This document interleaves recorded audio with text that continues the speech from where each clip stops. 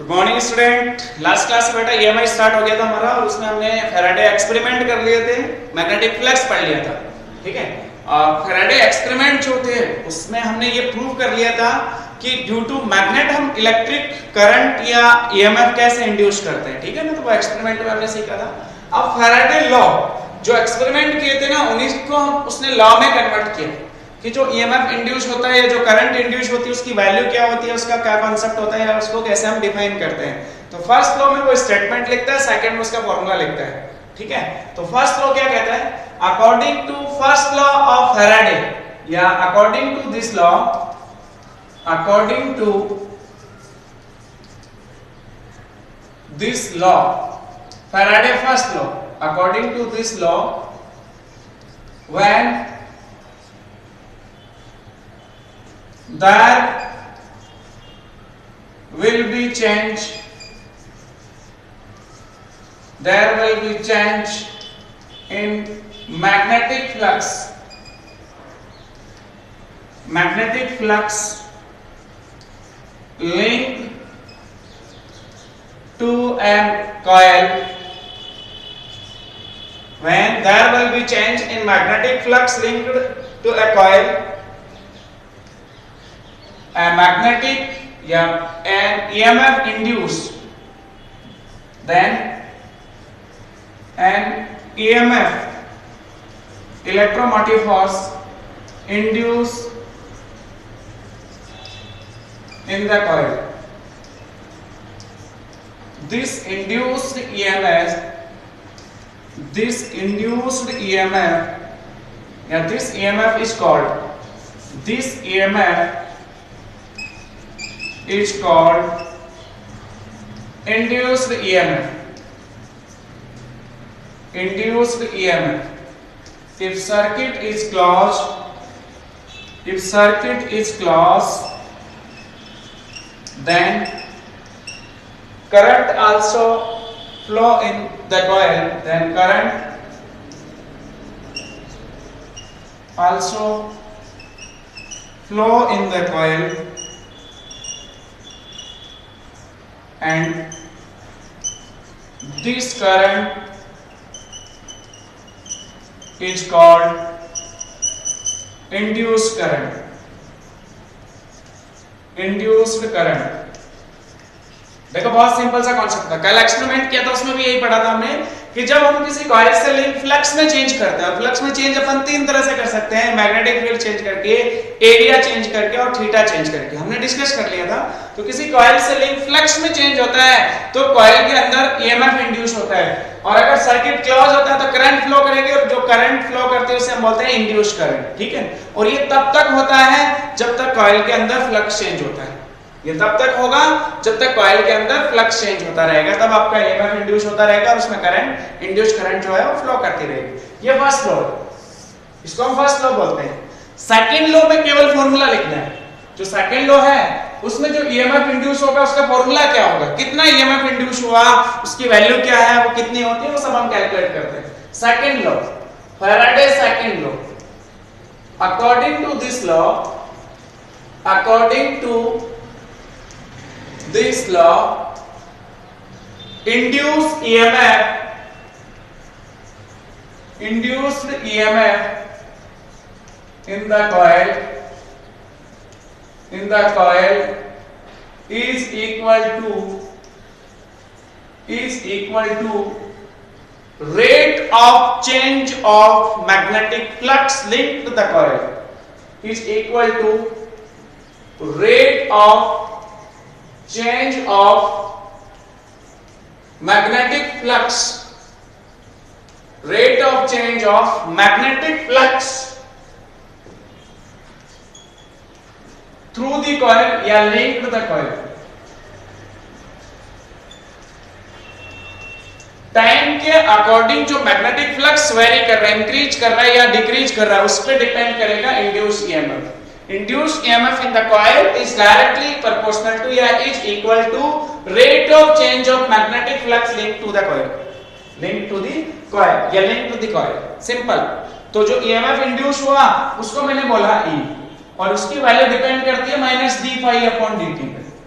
यहाँ negative sign जो है वो रिप्रेजेंट करता है कि ये उस काज को अपोज करेगा जिसकी वजह से ईएमएफ इंड्यूस हो रहा है, तो यहाँ हमेशा नेगेटिव साइन लिया जाता है। अगर E का मैग्नीट्यूड लिखा जाएगा तो केवल d phi अपॉन dt लिखा जाता है। इसको बुक्स में d phi b upon dt भी लिख देते हैं, v फॉर मैग्नेटिक फील्ड, ठीक है ना। तो उसके लिए if number of turns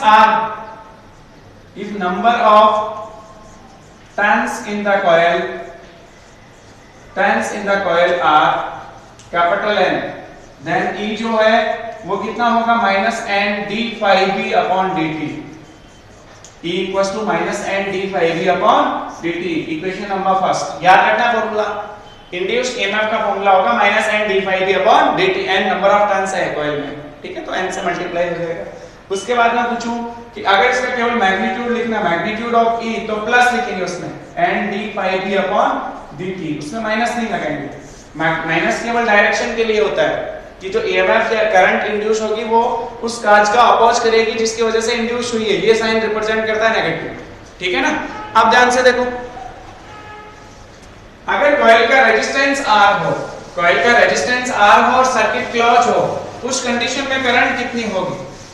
if resistance of coil, if resistance of coil is capital R, then induced current जिसको हम जनरली स्मॉल i से डिनोट करते हैं, फॉर्मूला क्या होगा? E by R। Induced current का फॉर्मूला क्या हो जाएगा? E by R। तो E की वैल्यू आप पुट कर लो, कोई सी भी, मैग्नीट्यूड लिखना हो करंट का तो नीचे वाले पुट कर लो, और डायरेक्शन के साथ लिखना हो तो minus n by R d phi b upon dt, ये आपके इंड्यूस्ड करंट हो गई। जो कॉइल के अंदर करंट इंड्यूस हुई है उसकी value I equals to minus n by R d phi b upon dt। This is second law of Faraday. Faraday second law में केवल फॉर्मूला डिराइव करना था कि जो ईएमएफ इंड्यूस होता है कॉइल में उसकी वैल्यू किस पर डिपेंड करती है और किसकी इक्वल होती है? Rate of change of magnetic flux link to the coil. जो मैग्नेटिक फ्लक्स चेंज हो रहा है टाइम के अकॉर्डिंग कॉइल में, उस पर डिपेंड करती है E की वैल्यू, ठीक है। अगर ज्यादा स्पीड से ज्यादा टाइम के अकॉर्डिंग ज्यादा चेंज हो रहा है तो ईएमएफ ज्यादा इंड्यूस होगा, कम हो रहा है तो कम इंड्यूस होगा। नेगेटिव साइन का ध्यान रखना है, नेगेटिव साइन उस काज का अपोज करता है जिसकी वजह से इंड्यूस हुआ। अब हम पढ़ेंगे बेटा लेंज लॉ। सिंपल लॉ है, बहुत आसान है, और इस पे चाहे तो अपन कोई न्यूमेरिकल भी डिस्कस कर सकते हैं, क्योंकि न्यूमेरिकल इस तरह से पूछे जाते हैं फॉर्मूला पे कि किसी कॉइल से लिंक फ्लक्स गिवन है, किसी कॉइल से लिंक फ्लक्स गिवन है और t इक्वल्स टू 5 सेकंड में आपसे पूछा है कि ईएमएफ कितना इंड्यूस होगा। किसी कॉइल से लिंक फ्लक्स जो है उसकी वैल्यू गिवन है 2t² - 6t + 9 मिली वेबर। किसी कॉइल से लिंक फ्लक्स 5t की वैल्यू गिवन है 2t² - 6t + 9 -6t + 9 मिली वेबर ऐसा लिखा हुआ है, और t इक्वल्स टू 5 सेकंड पे, t equals to 5 second induce EMF calculate करना है। Then determine induce EMF at t equals to 5 second. t equals to 5 second पे इंड्यूस ईएमएफ की वैल्यू फाइंड आउट करनी है, तो E का फॉर्मूला होगा बेटा, अगर आपको मैग्नीट्यूड लिखना है तो प्लस में लिख देना, और अगर आपको विद डायरेक्शन लिखना है तो माइनस में लिख सकते हैं, ठीक है ना, दोनों सही होता है। ये मिली वेबर जरूर ध्यान रखना, मिली 10⁻³ से जरूर मल्टीप्लाई करना लास्ट में। आप अगर मैग्नीट्यूड लिखना चाहोगे तो फॉर्मूला होगा d phi b upon dt। आपके पास एक ही कॉइल है, नंबर ऑफ टर्न्स कुछ भी नहीं है, 1 है, तो ऐसा लिख लेंगे। पहले मुझे phi b का t के रिस्पेक्ट में डिफरेंशिएशन करना है, और उसके बाद t इक्वल्स टू 5 सेकंड उसमें पुट कर देना, आंसर आ गया। E equals to d by dt 2t² - 6t + 9 milli, ठीक है ना, milli weber per second, unit होगी milli weber per second. d by dt इसकी यूनिट यही होगी E की, milli weber per second, time का डिवाइड कर लेंगे। अब इसका डिफरेंशिएशन करो, 2t² का कितना हो गया 4t, -6t का 6, 9 का 0, ठीक है ना, इनटू 10⁻³ वेबर पर सेकंड, ये आपका E हो गया। और अब इसमें t की वैल्यू 5 पुट कर लो, यहाँ पे 4 × 5 -6 into 10⁻³ weber per second answer. और सिंपलीफाई करो, 20 - 6 14 into 10⁻³ weber per second answer. इस टाइप से क्वेश्चन पूछ सकता है, जैसे आपने इलेक्ट्रिक करंट के क्वेश्चन पूछता है ना I = dq/dt, उसी तरह से ईएमएफ भी पूछ सकता है। अगर आपको कोई कॉइल का लिंक फ्लक्स गिवन है इन टर्म्स ऑफ टी और टी इक्वल्स टू कुछ सेकंड्स पे आपको ईएमएफ पूछे तो रेट जो इंस्टेनियस ईएमएफ है या इंस्टेनियस जो रेट है वो चेंज करनी होती है, वो कैलकुलेट करनी होती है इस तरह से, ठीक है। अब नेक्स्ट पढ़ते हैं बेटा अपन लेंज लॉ। अगला अपना है लेंज लॉ। फैराडे लॉ से हम मैग्नीट्यूड कैलकुलेट करते हैं, ईएमएफ कितना इंड्यूस होता है। लेंज लॉ से हम जो ईएमएफ और करंट इंड्यूस होती है उसकी डायरेक्शन पता कर लेते हैं बेटा। इससे हम क्या पता करते हैं, डायरेक्शन ऑफ करंट। लेंज एक साइंटिस्ट का ही नाम है, उसने जो ईएमएफ और करंट इंड्यूस हुई है कॉइल के अंदर उसकी डायरेक्शन फाइंड आउट करने के लिए लेंज लॉ काम में लिया जाता है। Length law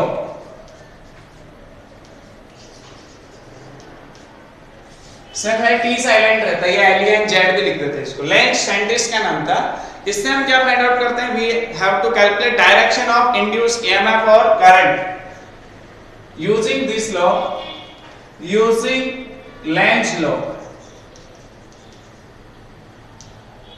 Using Lenz law, we have to calculate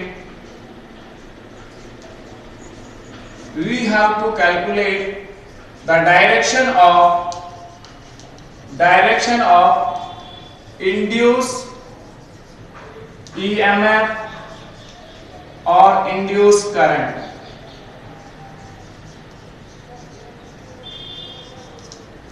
According to this law, we have to calculate the direction of induced EMF or induced current.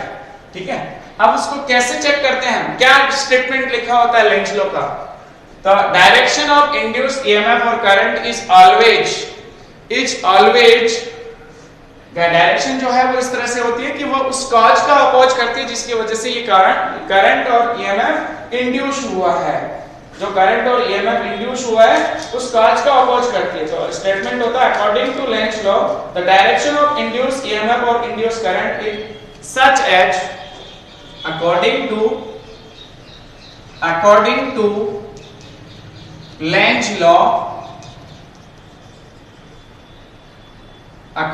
Lenz law, the direction of induced EMF or induced current, the direction of induced EMF or induced current such as according to Lenz law the direction of induced EMF or induced current is such as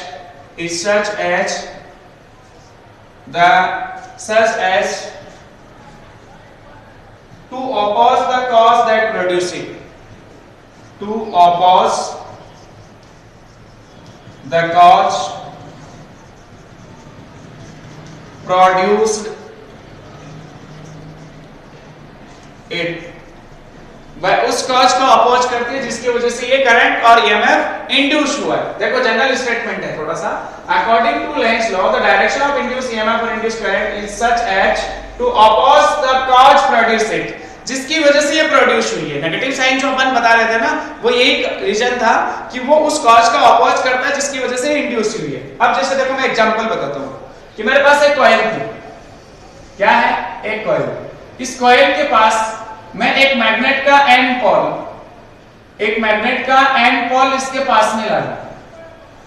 ध्यान से समझना, हमने कल भी सीखा था कि जब हम करंट, एक कॉइल होती है जिसमें नंबर ऑफ टर्न्स एन हो, अगर उसके पास एन पोल पास में लाया था तो हमने देखा था एक्सपेरिमेंट में, फर्स्ट एक्सपेरिमेंट में गैल्वेनोमीटर में डिफ्लेक्शन हुआ था। इसका मतलब उसमें ईएमएफ इंड्यूस हुआ होगा, करंट इंड्यूस हुई होगी जिसकी वजह से उसमें डिफ्लेक्शन हुआ। तो करंट की डायरेक्शन क्या होगी, यहां से हम कैलकुलेट कर रहे हैं डायरेक्शन ऑफ करंट।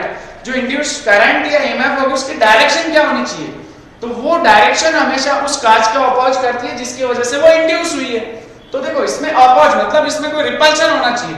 जब मैं एन को पास में लाऊं तो ये एन के जैसे बिहेव करनी चाहिए, तभी तो इनमें रिपल्शन होगा। ये जो कॉइल है वो एन पोल के जैसे बिहेव करनी चाहिए, तो एन पोल के जैसे बिहेव करेगी तो उस कंडीशन में जो करंट की डायरेक्शन है वो अपन ऐसे देखते हैं, इस तरह से, ये इधर है तो ये इस तरह से एंटी क्लॉकवाइज। इसमें करंट की डायरेक्शन एंटी क्लॉकवाइज होगी, जो करंट इंड्यूस होगी उसकी डायरेक्शन एंटी क्लॉकवाइज होगी, क्योंकि जब ये एन के जैसे बिहेव करेगा, एन को पास लाऊं तो एन में क्या होता है, रिपल्सन होता है, तो उसका अपोज हुआ, रिपल्सन की वजह से अपोज हो रहा है, अपोज हो रहा है, इसका मतलब इसमें डायरेक्शन कैसे होनी चाहिए, एंटी क्लॉकवाइज, जब एन को पास में ले रहा हूं। सेकंड केस में जब मैं एन को दूर लेके जा रहा हूं, जब मैं किसी मैग्नेट के एन पोल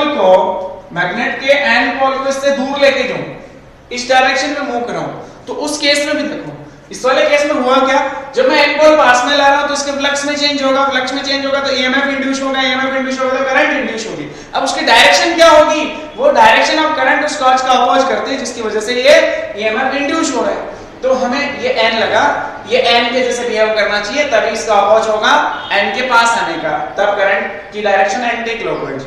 अब अगर मैं एन को दूर लेके जा रहा हूं तो उस केस में भी इसके फ्लक्स में चेंज होगा, क्योंकि एन पास से दूर जा रहा है तो मैग्नेटिक फील्ड डिक्रीज होगा, फ्लक्स डिक्रीज होगा, फ्लक्स चेंज हो रहा है, तो ईएमएफ इंड्यूस होगा, करंट इंड्यूस होगी, करंट इंड्यूस की डायरेक्शन इंड्यूस करंट की डायरेक्शन हमेशा उस काज का अपोज करती है जिसकी वजह से वो इंड्यूस हुई है। तो जब मैं एन को दूर लेके जाऊंगा तो उसको दूर जाने का भी अपोज करेगी, मतलब उसका भी विरोध होगा, तो ये किसके जैसे बिहेव करनी चाहिए, एस के जैसे, कि किसके जैसे बिहेव करनी चाहिए, एस के जैसे।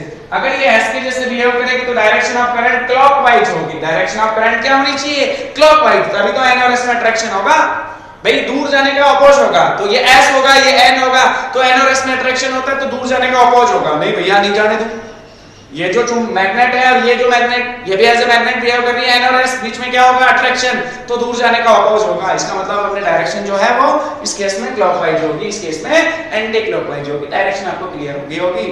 अब देखो लेंज लॉ से एनर्जी कंजर्वेशन को कैसे डिफाइन किया जाता है, अकॉर्डिंग टू लेंज लॉ, या मैं बोलूं लेंज लॉ वाले केस में एनर्जी कंजर्व होती है, एनर्जी क्वेश्चन है, एनर्जी कंजर्वेशन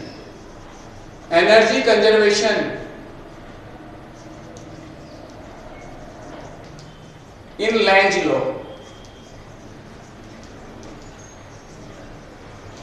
एनर्जी कंजर्व कैसे होती है, देखो एक्चुअल में हम क्या कर रहे हैं कि जब एक कॉइल ली हमने और एक मैग्नेट लिया, एक मैग्नेट का एन पोल जब पास में ला रहे हैं या दूर लेके जा रहे हैं तो कौन सी एनर्जी होती है, मैग्नेट को पास लाने दूर ले जाने में कौन सी एनर्जी काम आएगी, मैकेनिकल एनर्जी, कौन सी एनर्जी काम आएगी बेटा, हमारी मैकेनिकल एनर्जी। जब मैं दूर पास ले जाता हूं तो जो मेरी मैकेनिकल एनर्जी है वो किसमें इंड्यूस हो रही है, किसमें चेंज हो रही है, इलेक्ट्रिक एनर्जी में। किसमें चेंज हो रही है बेटा, जब भी तो करंट इंड्यूस, ईएमएफ इंड्यूस हो रहा है, वो इलेक्ट्रिक एनर्जी है। तो इसका मतलब लेंज लॉ के अकॉर्डिंग एनर्जी कंजर्व होती है, according to Lenz law energy conserve in this system. तो जब हम मैकेनिकल एनर्जी को इलेक्ट्रिक एनर्जी में कन्वर्ट कर रहे हैं तो हमारी एनर्जी कंजर्व है, जितना स्पीड से पास दूर लेके जाएंगे उतनी ईएमएफ इंड्यूस होगी, करंट इंड्यूस होगी और एनर्जी ज्यादा होगी, इलेक्ट्रिक एनर्जी ज्यादा होगी।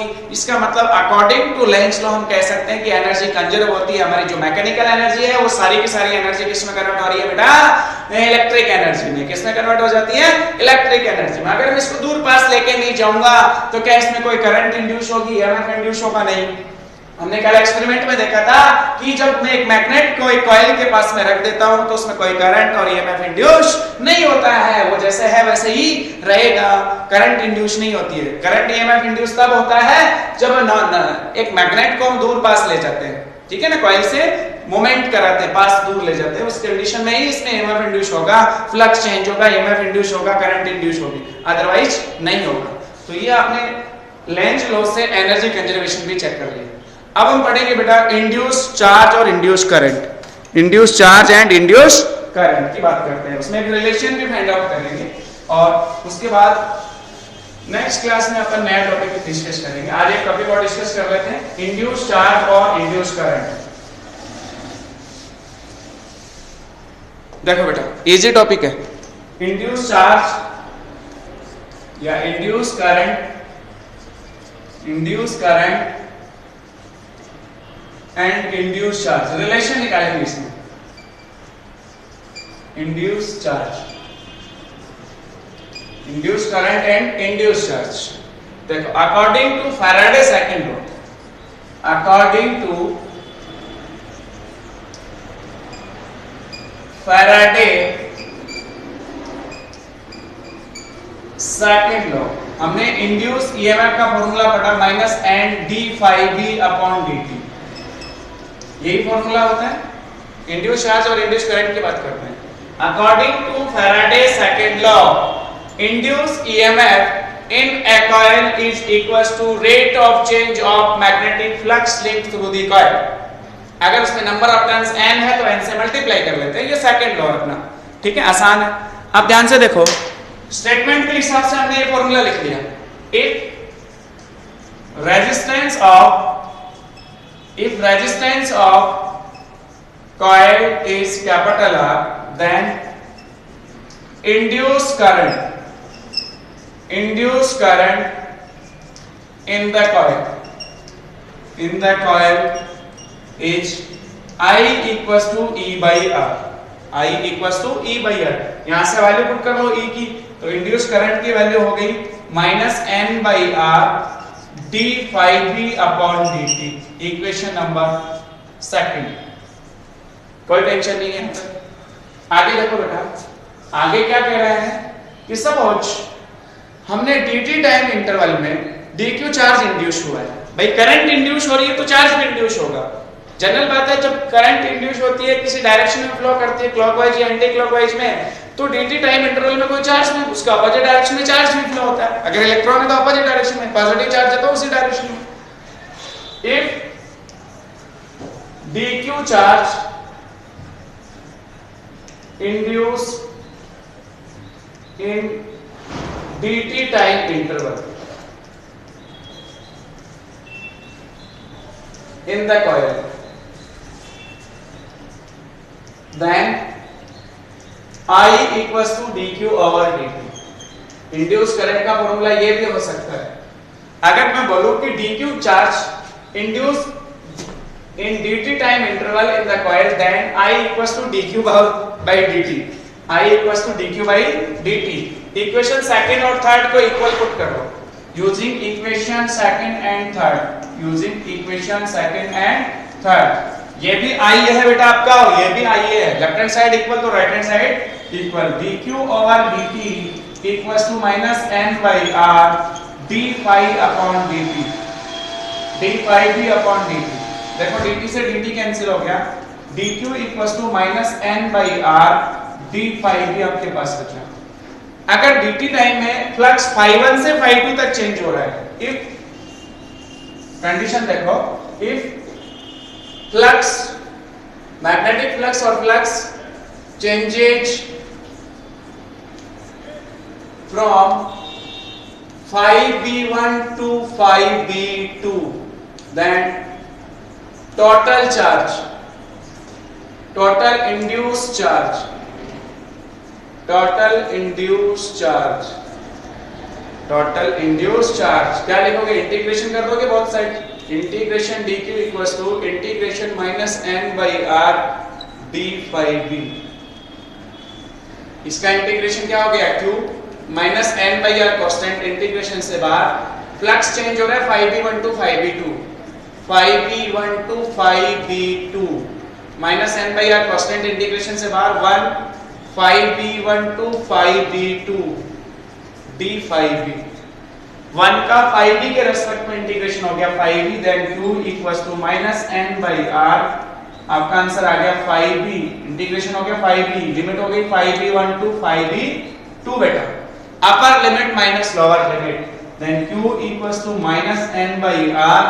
अपर लिमिट आपकी phi b2 है, लोअर लिमिट phi b1 है। माइनस को अंदर मल्टीप्लाई कर दो, देन इंड्यूस चार्ज हो गया आपके पास बेटा n by r phi b1 minus phi b2।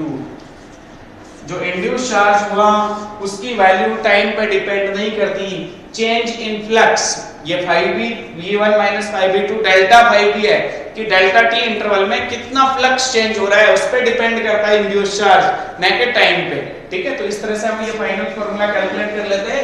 Equation number 4, ये आपका इंड्यूस चार्ज हुआ बेटा n by r into phi b1 minus phi b2। ठीक है, ये फॉर्मूला काम का, इसके न्यूमेरिकल पे होंगे बुक में, आप चेक कर लेना। ठीक है, तो आज के लिए इतना ही काफी है, बाकी अपन नेक्स्ट क्लास में डिस्कस करेंगे। Thank you.